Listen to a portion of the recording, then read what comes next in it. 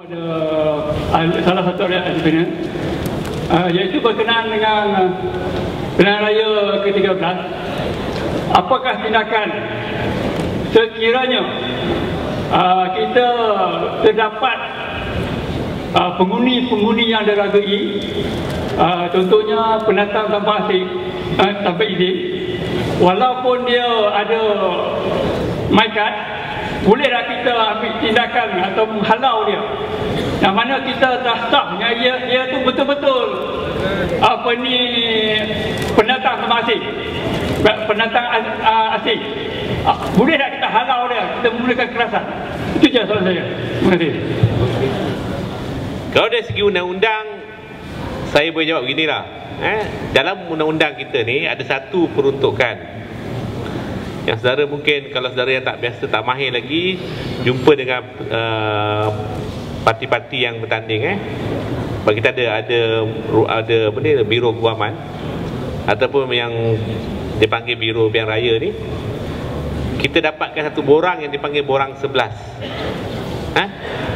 Borang 11 ini adalah borang untuk kita dan khususnya kalau mereka yang bertugas sebagai pacar lah, sebagai polling agent, iaitu kita kena bantah walaupun nama dia dalam daftar pemilih, tapi kita ragui sama ada dia ni betul ke warga negara ataupun sebagainya.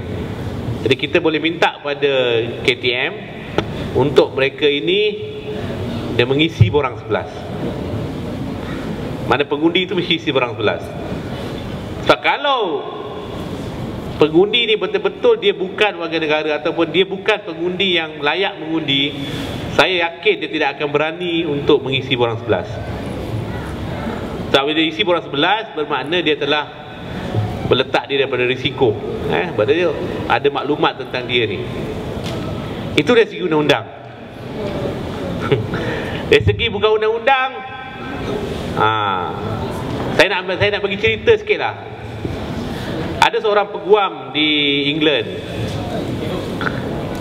dia difitnah oleh kawan dia. Jadi dia tanya dengan mak dia, apa yang saya harus lakukan? Adakah saya nak perlu saman ataupun macam mana?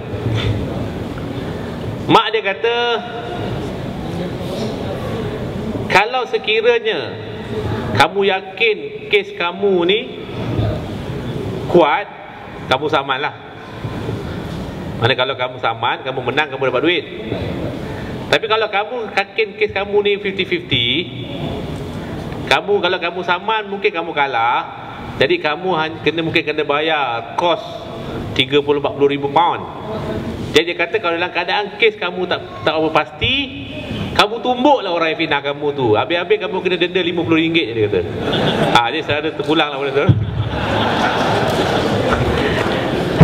Saya bagi contoh kat England, kat Perak saya tak tahu macam mana lah. Mafia dari Bandar Baru, Bandar Bulan Purnama. Ibu Becam hari ni. Saya nak tanya, apa tindakan kita sekira pemindahan undi kita? Biasa contoh kalau saya undi di Dun Ulu Kinta, sekiranya nama kita tak ada di sana, apa tindakan kita di ketika itu? Kita tak dapat mengundi di Ulu Kinta contohnya, kena Ketua Intan ke, Sawak Bernam ke. Jadi apa tindakan kita ketika itu? Perlu kita pakai baju kuning juga lepas itu? Sekian, terima kasih. Apa kita harus lakukan kalau sekiranya pada hari mengundi itu nama kita tidak ada dalam daftar pemilih? Kita adalah pengundi, katakan di Teluk Intan, tiba-tiba nama kita tak ada. Okay, dalam keadaan begitu, sebenarnya solution ini masa hari pilihan raya mungkin susah sikit. Sebab masa hari pilihan raya ni, saya percaya kalau nama kita tak ada, walaupun kita bantah sekalipun, kemungkinan besar untuk kita dapat mengundi itu terlalu tipis. Sebetulnya solution ini mesti dibuat pra pilihan raya lah.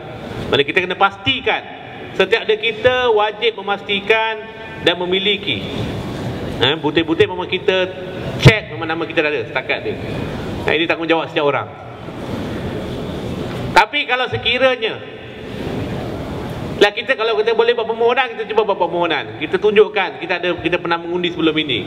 Kalau kita ada bukti, kita tunjukkan. Tapi kalau sekiranya segala yang kita usahakan tak boleh juga, jawapannya jangan kita tak undi langsung.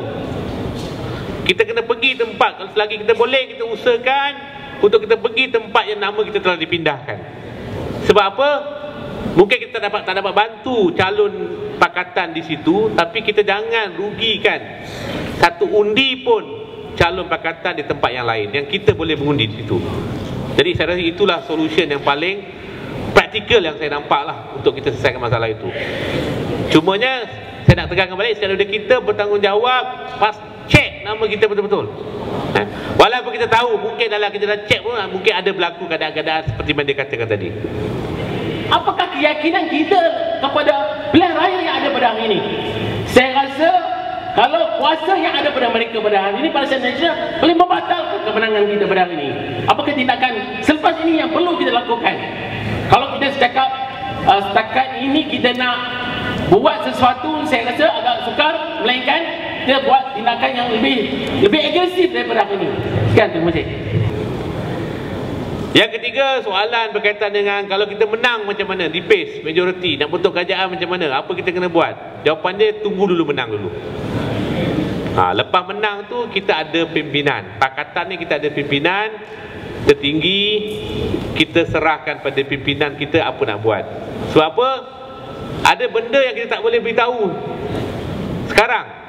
Sebab ada benda yang kita tak boleh beritahu, sebab benda tak berlaku lagi. Jadi kita tunggu dulu.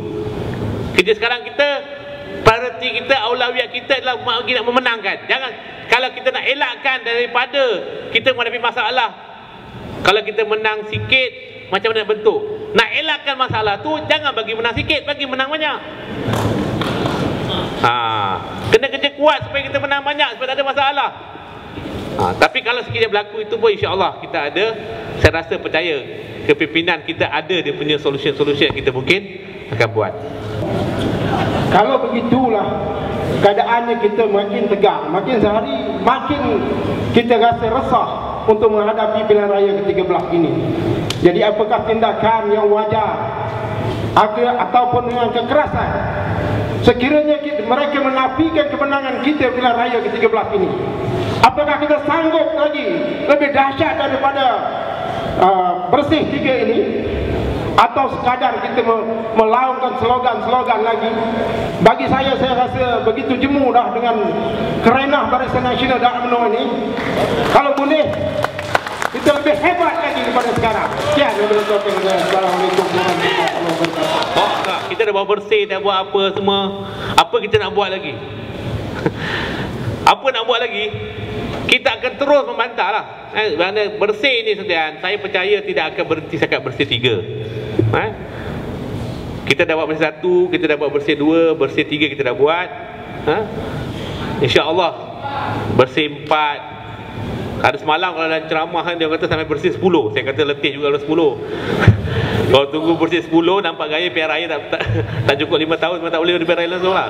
Kalau boleh, kita tentang apa yang perlu dibuat sekian, sebenarnya saya rasa kita akan berterus kena teruskan apa ni, sedarkan rakyat betapa perlunya kita ubah kerajaan ini.